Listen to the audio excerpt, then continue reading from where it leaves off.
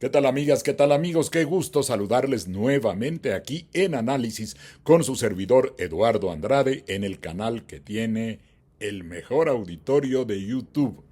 Hoy quiero agradecer sus comentarios. He recibido muchísimos comentarios, la gran mayoría avalando la posición relativa a que es no solo constitucional, es debido y es correcto que se limiten las comisiones, los cobros por comisiones que hacen las AFORES. Alguien me dice que las AFORES no deberían de existir. Yo comparto esa idea. El sistema de reparto solidario en el que el Estado manejaba los fondos que además servían para finalidades sociales era mucho mejor.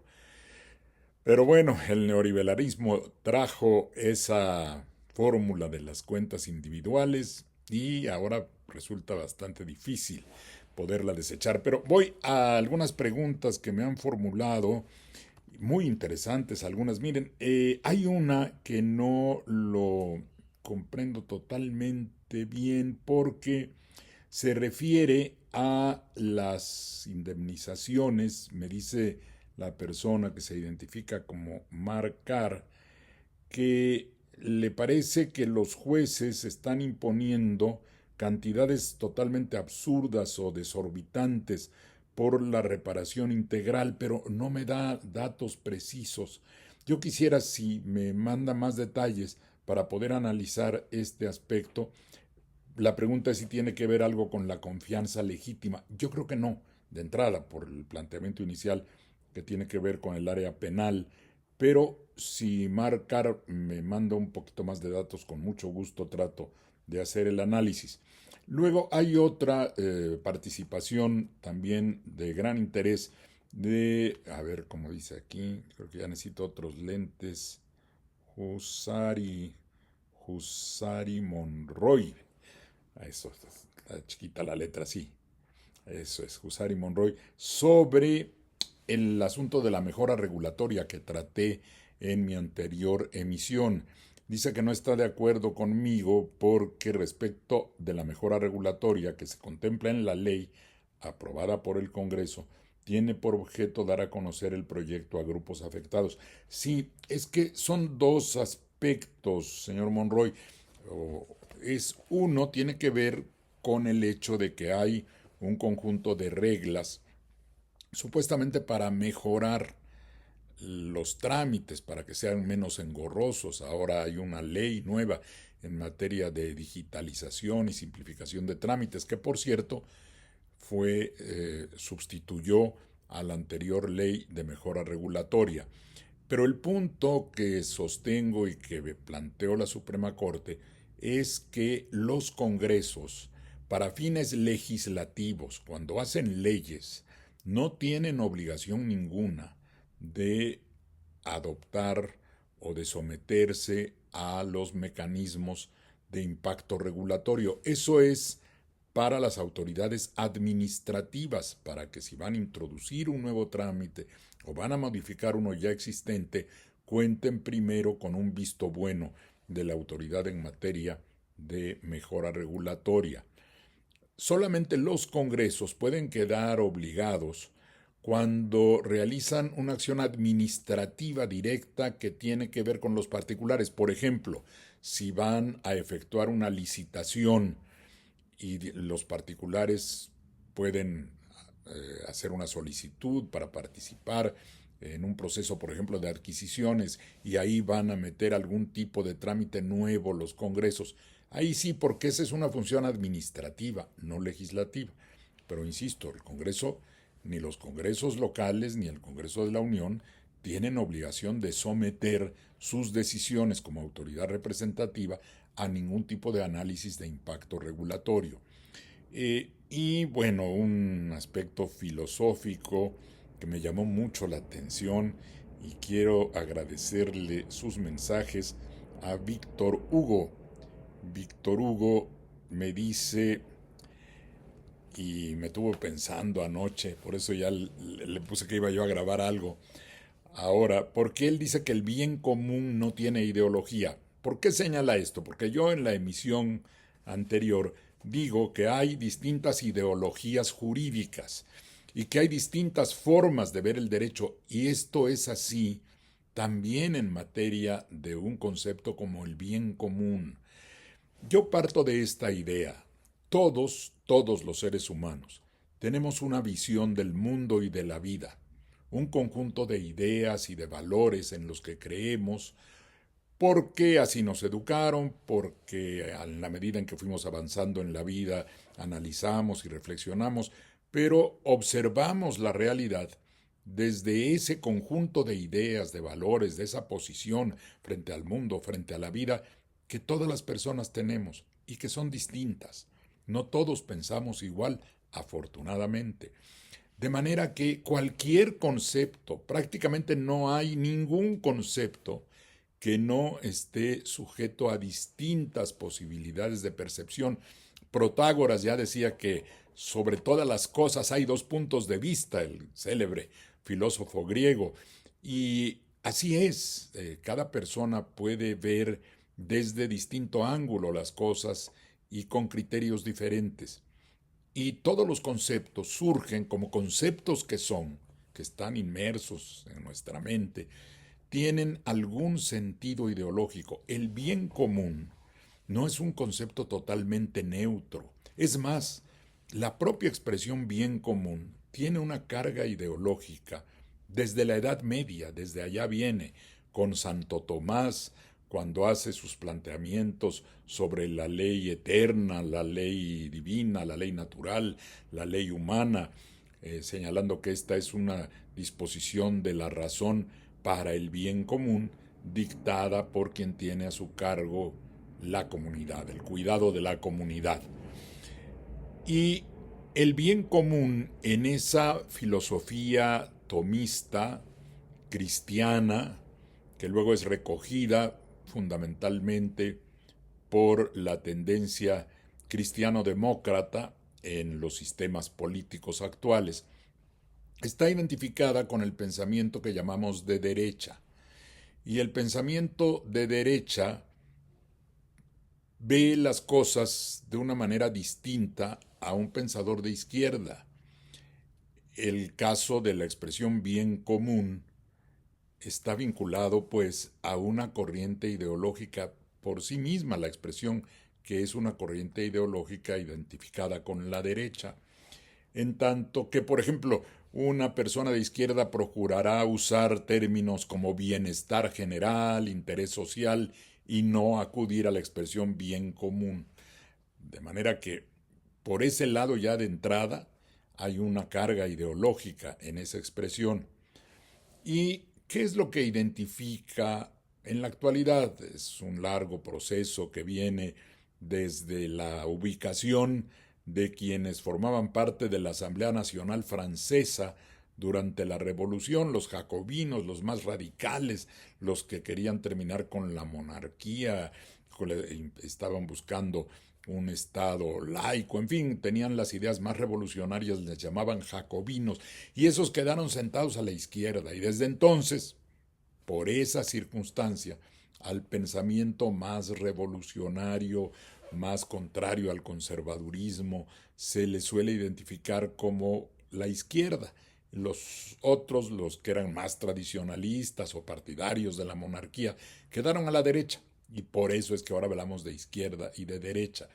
En términos de las ideologías actuales, uno puede identificar de manera razonable quién pertenece a una o a otra corriente. En materia, por ejemplo, de la participación del Estado en la economía, un pensador de derecha dirá: el Estado no debe intervenir para nada en los aspectos económicos, no debe producir nada, no debe comercializar nada. Todo eso corresponde a los particulares, incluyendo servicios como la medicina o como la educación. El pensador de derecha considera que prácticamente todas las actividades de tipo productivo y de servicios deben ser privadas. Algunos llegan al extremo y lo aplican, de que las cárceles sean privadas. Hasta hay fuerzas armadas que actúan invadiendo otros países y que son corporaciones privadas. Bueno, ese es el pensamiento de derecha. El pensamiento de izquierda dirá, no, hay cosas que no deben estar sujetas al mercado, porque quien piensa por el lado derecho dirá, todo eso que hacen los privados está sujeto a las leyes del mercado y todo debe estar privatizado. Un pensador de izquierda dirá, no, no, no, no, todo puede estar en el mercado sujeto a la oferta y la demanda. Hay servicios esenciales, hay manejo de recursos fundamentales que deben corresponder en exclusiva al Estado, no al gobierno para que se lleve cosas, no, a la comunidad, a que participemos todos. El agua, por ejemplo, un pensador de derecha dirá, privaticen todo, que todo el servicio de agua sea privado. Un pensador de izquierda dirá, no, el agua es un elemento vital que no puede estar sujeto a la oferta y la demanda, ya que sea una mercadería más, es un servicio vital y debe estar controlado, supervisado, otorgado por el Estado, que es la representación de toda la comunidad. Un pensador de derecha dirá, cada quien es responsable de su propia vida, ¿no? Entonces, el que ahorra, el que trabaja, ese le va bien y ese tendrá entonces la posibilidad de satisfacer todas sus necesidades por su propio esfuerzo, no tiene que depender de los demás. Lo importante es el individualismo, la capacidad personal de cada quien.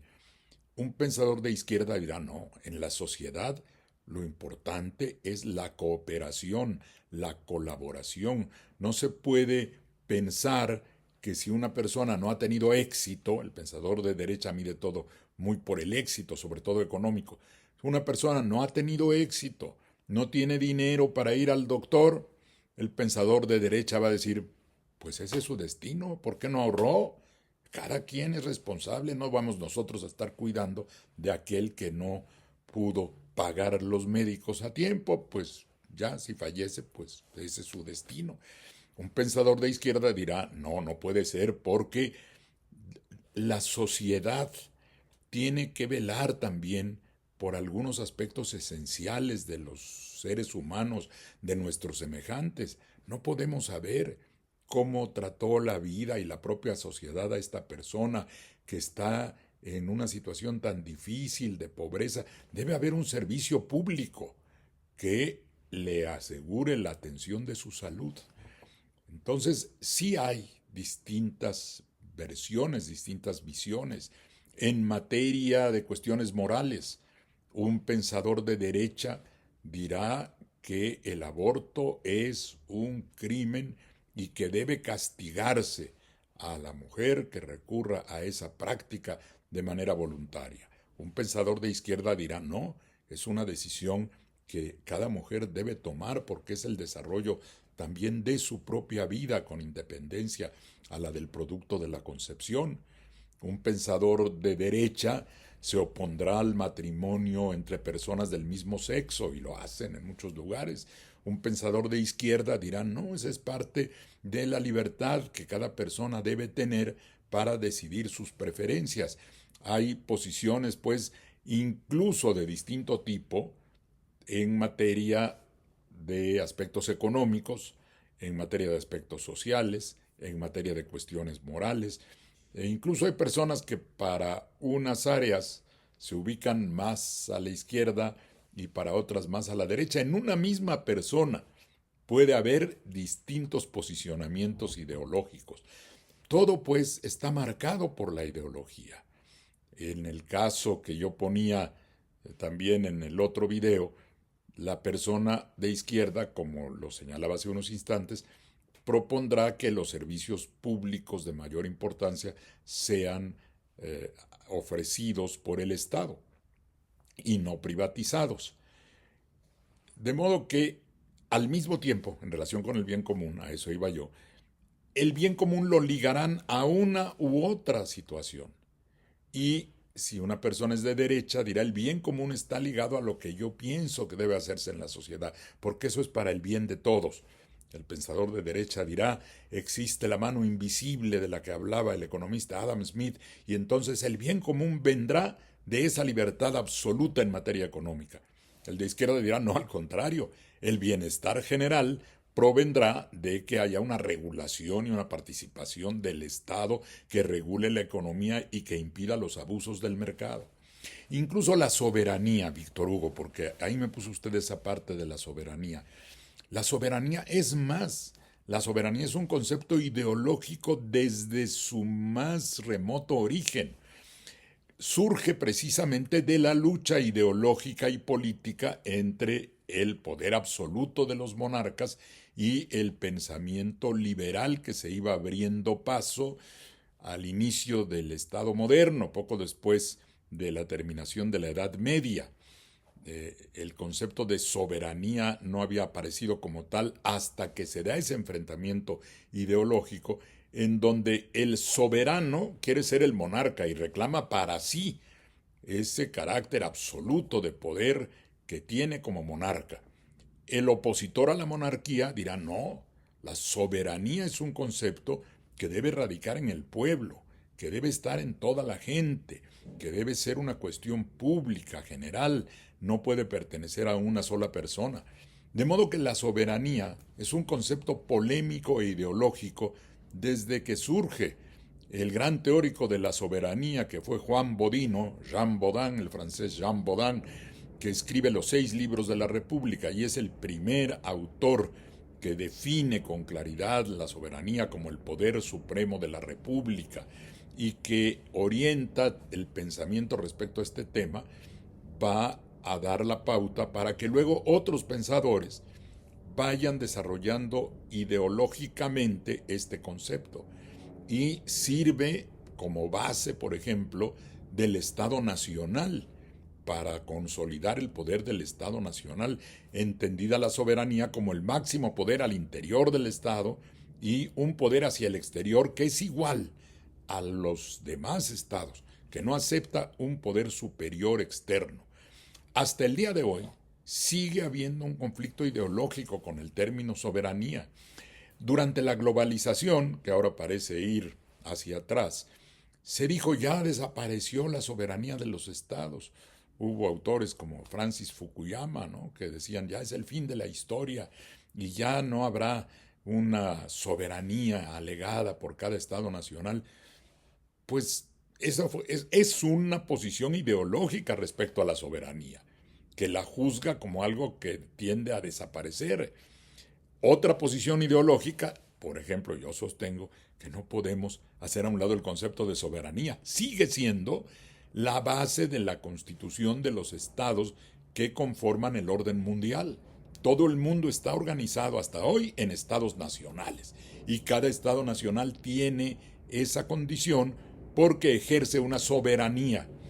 Y hay también diferencias ideológicas sobre las dimensiones o aspectos o caras de la soberanía. Hay un autor que le da hasta 4 dimensiones, una que tiene que ver hacia el interior, otra hacia el exterior, otra con los flujos, por ejemplo, que cruzan por el Estado en materia de capital o de otras circunstancias que no puede controlar el Estado, actividades como el fútbol. La FIFA se pasa por encima de todos los estados, cruza su poder y un estado que quiera someter a las reglas del fútbol, pues la FIFA lo expulsa y la FIFA no es una organización estatal y sin embargo tiene las representaciones estatales que participan en los juegos. De modo que la soberanía también, Víctor Hugo, es un concepto relativo vinculado a una ideología y que sigue siendo la base de la estructura mundial. Ahora, que puede tener dimensiones ideológicas y filosóficamente diferentes, sí. Les decía, hay este autor que habla hasta de 4 aspectos. Yo creo que por lo menos hay 2. La soberanía entendida como un concepto jurídico, que es un concepto absoluto. ¿Se es soberano o no se es? Y todos los estados somos iguales en el mundo, los estados nacionales, tanto China como Estados Unidos, como el Principado de Mónaco, San Marino, Argentina, el que les guste. Es la igualdad jurídica de los estados, un concepto que se basa en la soberanía. Ahora, si hablamos de poderes reales, la soberanía en un ámbito politológico de la ciencia política sí puede tener grados. Y podemos decir, hay estados más soberanos que otros. Pues sí, los que tienen armas nucleares tienen un mayor peso en el mundo, ¿no? Y controlan a los que no las tenemos. Y hay situaciones de poder económico, político, militar, que hacen diferentes a los estados en razón de esa capacidad económica, militar, etcétera. Pero ese es un ámbito distinto de la soberanía jurídica. Así es que no hay, Víctor, no hay nada que no esté sujeto a una ideología. Hasta cómo debemos vestirnos. Ideológicamente tenemos algunas posiciones, personas que aprecian el hecho de que se realice un tatuaje y personas que están en contra de eso. Son distintas posiciones ideológicas. Entonces, pues yo creo que queda demostrado que todo está atravesado por la ideología, que todos los conceptos tienen una vinculación con un conjunto de ideas, de principios, de valores que sustentamos los seres humanos y que configuran precisamente esa noción de ideología. Es todo por hoy, muchas gracias, hasta la próxima.